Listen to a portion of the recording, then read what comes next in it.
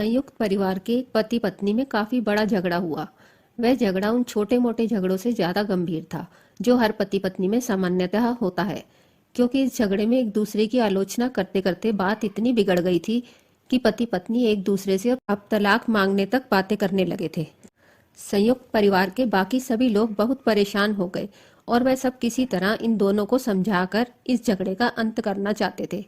जब सभी के प्रयास काम नहीं आए तो वे लोग पति पत्नी के इस जोड़े को घर के सबसे बुजुर्ग सदस्य यानी दादाजी के पास लेकर गए। जब दोनों पति पत्नी ने दादाजी के कमरे में प्रवेश किया तो दादाजी ने उन दोनों को बैठने के लिए कहा और फिर पूछा कि बताओ तुम्हारी समस्या क्या है।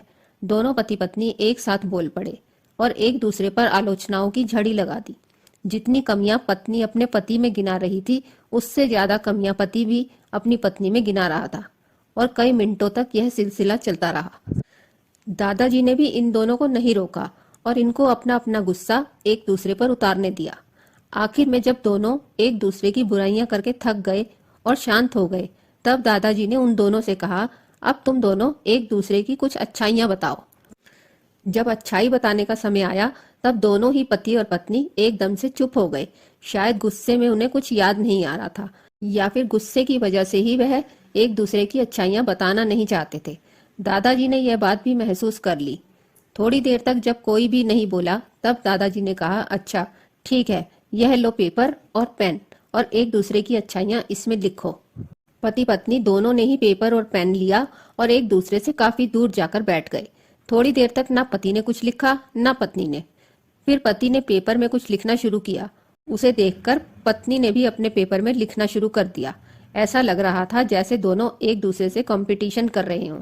काफी समय तक दोनों ने पेपर में लिखा और जब पेपर लिखावट से भर गया तब दोनों ही अपना अपना पेपर लेकर दादाजी के पास उन्हें देने के लिए गए। दादाजी ने उन दोनों के ही पेपर लेने से मना कर दिया और कहा कि अपने अपने पेपर एक दूसरे को दे दो और अब एक दूसरे के पेपर पढ़ो।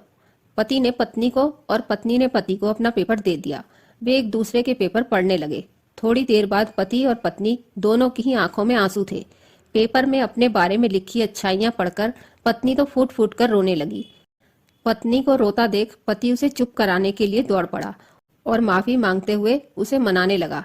पत्नी ने भी पति से माफी मांगी और माहौल ऐसा हो गया जैसे कभी कोई झगड़ा हुआ ही नहीं था। दोस्तों, कमियां और खूबियां जगत के हर इंसान में होती हैं।